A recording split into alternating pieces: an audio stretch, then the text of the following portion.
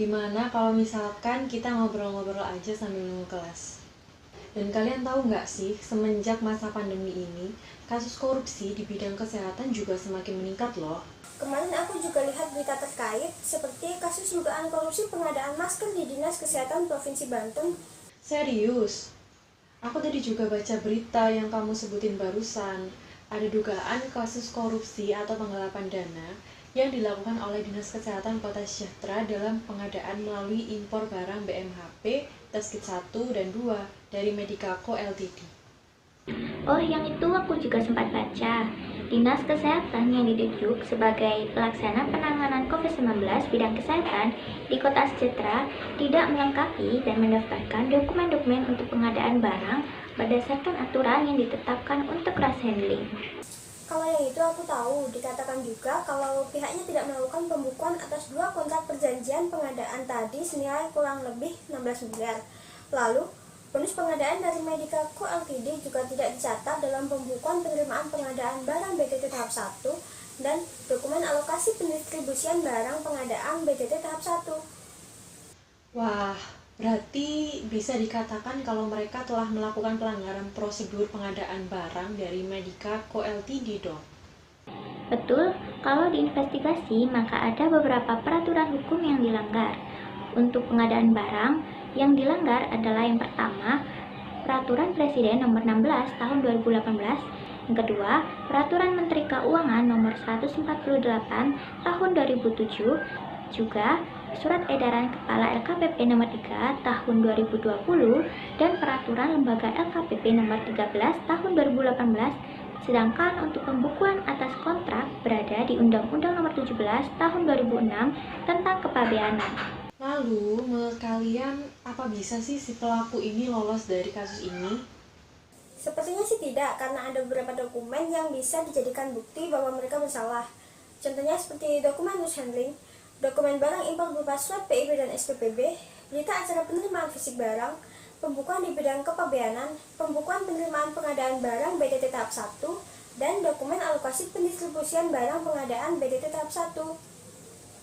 Jadi, bukti-bukti yang sudah ditemukan tadi bisa digunakan sebagai alat bukti hukum untuk mengungkapkan mengenai fakta-fakta yang berkaitan dengan kasus yang sedang diinvestigasi.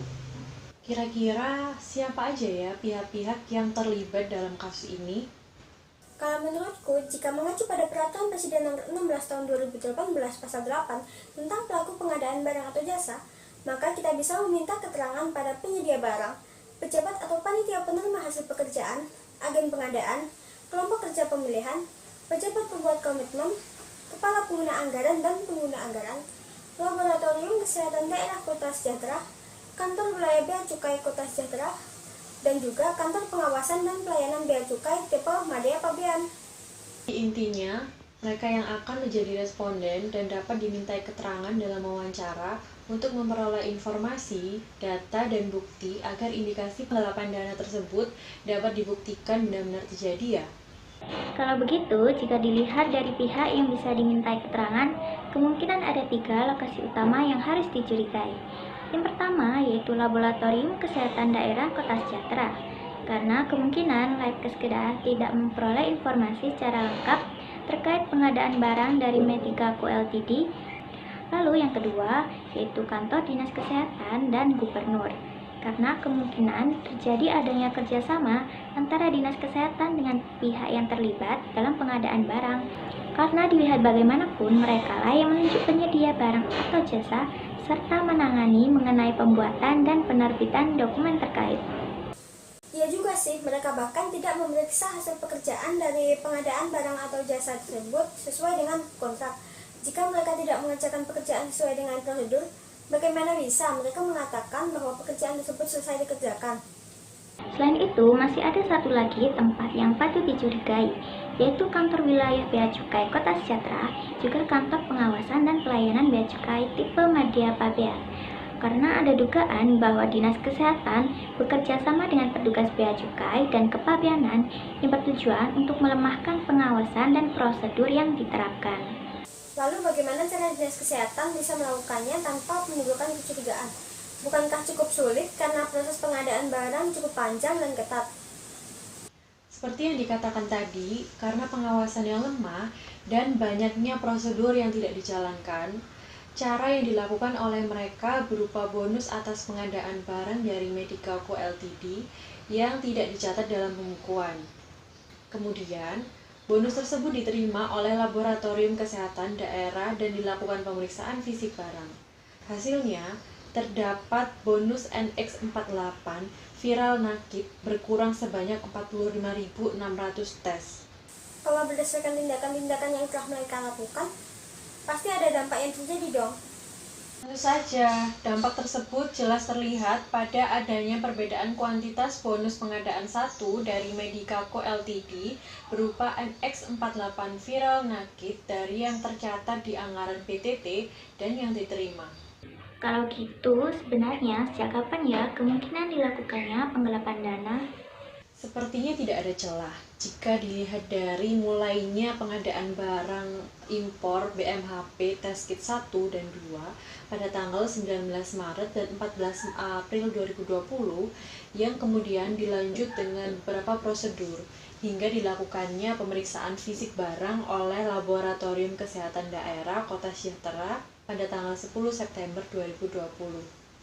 Dugaan indikasi penggelapan dana kemungkinan dimulai saat terkuak adanya perbedaan kuantitas jumlah fisik NX48 viral nakit sebanyak 45.600 tes pada pemeriksaan fisik barang oleh Laboratorium Kesehatan Daerah Kota Sejahtera pada tanggal 10 September 2020. Kalau begitu, berdasarkan tindakan yang mereka lakukan, ada dugaan bahwa total dana yang digunakan untuk kepentingan pribadi tidaklah sedikit.